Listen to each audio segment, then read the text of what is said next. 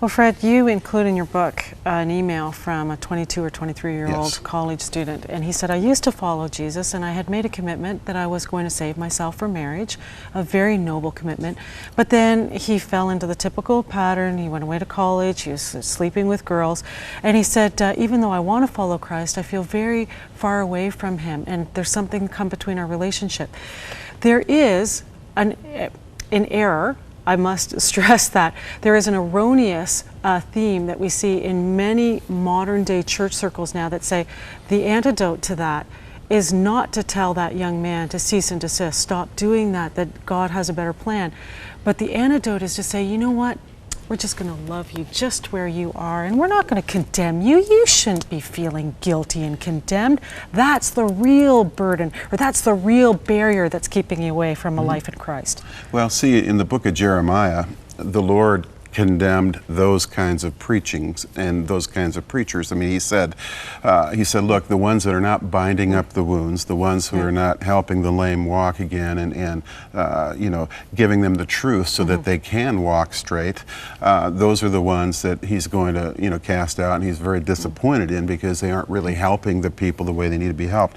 Look, when I was in sexual sin, I didn't need somebody to tell me they loved me. I could care less. What I was desperate for was the truth.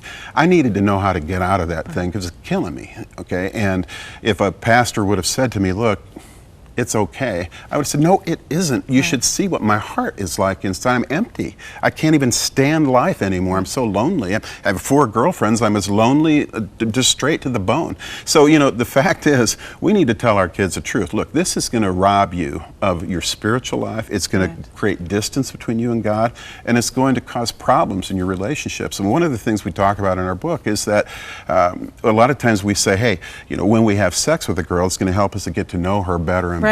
The real truth is that if you have sex with a girl, it's actually going to stop that process of getting to know them. It's going to slow down your communication with her. It's going to slow down your connection with her. And it's actually, in the end, going to kill the romantic chemistry you have with her instead of charging it up. So, I mean, there's a lot of things that we're believing these days that are just false. What we need to understand is by telling the truth, that's when real life comes into a young man's life, and if he can follow that truth, he'll have life abundance in his life that he could not even begin to understand by running around. Well, let's talk about the blessing. Because God is not some cosmic killjoy. It's not that he wants to ruin our good time. He wants us to saying, don't hurt yourself. So talk about the blessing that Jason and Rose have and the beautiful marriage that they have today, in no small part because of their decision. Well, see, the thing is that Rose sees Jason as a hero. I mean, here's a guy. He's a hero. Yeah, I mean, here's a guy that protected her purity from the moment he met her all the way to the wedding altar. Now, all of us as guys, we understand that we can protect a girl's purity while we're sitting next to her in church holding her hand.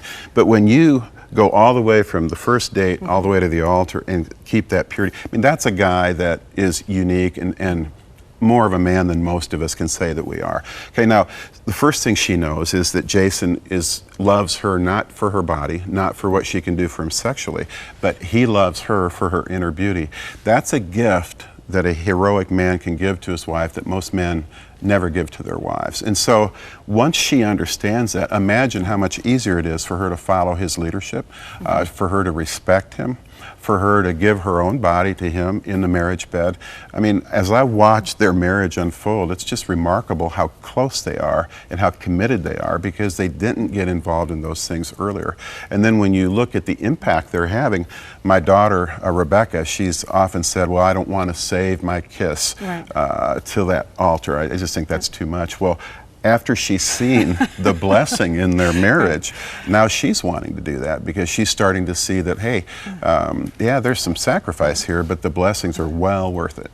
Well, let's tackle another myth that is closely related to this. And the myth, it goes along the lines of, because sexuality is so important and sex is so important to marriage, you have to make sure before you're married that you're sexually compatible.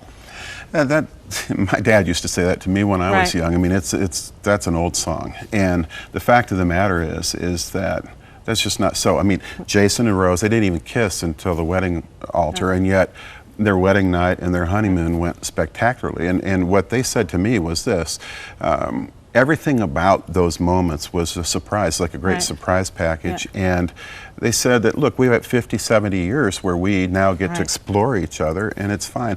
What we find in research is that when you have sex before marriage with multiple partners, there is less of a ability for women to bind to their husbands sexually. So we're actually doing things through our premarital sex. It's setting a time bomb into our lives that doesn't really go off until after we're married, and it makes it more difficult to connect. And so I guess what I would say is that whether you're perfect on your wedding night or really skilled is immaterial.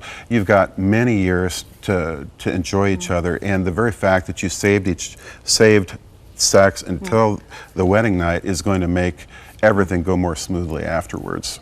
Well, earlier this week, I interviewed a woman, Sue Smith. She's been married to her husband for 42 years. They started, they were boyfriend, girlfriend in grade 8. They said, we broke all the rules. Like, we've only ever been with each other, and here we've been married for 42 years. And I'm like, wow, that's amazing. But I think the truth of the matter is the way that most people in our society today do handle dating, it's not really teaching you to stay together in the long term. It's actually teaching you how to fall in love, fall out of love, and break up. So it's really setting you up for divorce when times get tough. Yeah, exactly. And really we think of dating as a practice time where we can, learn what we want in a wife and learn how things are going to go over time. But what Jason always said was pretty simple. He said, if all this practice is doing us so much good, why do we have 50% divorce rates? What you said is actually the truth. And it's so amazing how many things that we believe that aren't true. But it's because we all say it so often, we begin to believe it's true. But you don't have to practice a lot dating. Jason didn't practice a lot, and yet what he told me was this. I knew exactly what to do, how to win my bride when it came time. I loved her, and the desire to please her bubbled up out of my soul. I didn't have to have a lot of practice in the past or watch a lot of movies to understand, okay, what kind of romantic things do I do? Those things bubble out of your heart, and we forget that God's created us to love. He's created us to connect with each other, and it's not something that we need to practice. We need to instead look for the girl that has His characteristics and His standards, and then pursue her.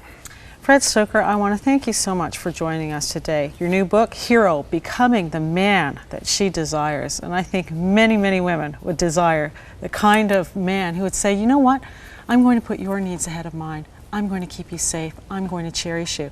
I joked earlier in the program about, oh, what do women really want? But I know that is what women want. And what an amazing story. And as you said, Jason is not advocating that this is there's no legalism here, no condemnation. Please hear my heart today. This is meant to be an encouragement. You don't have to follow Jason's model with saving your first kiss for your marriage day, but what a beautiful testimony if you do. Well, yeah, and the power of a testimony is that it shows a person that they're able, that God can do it again in their life. And that's all we're trying to do, is that there is possibility to walk purely.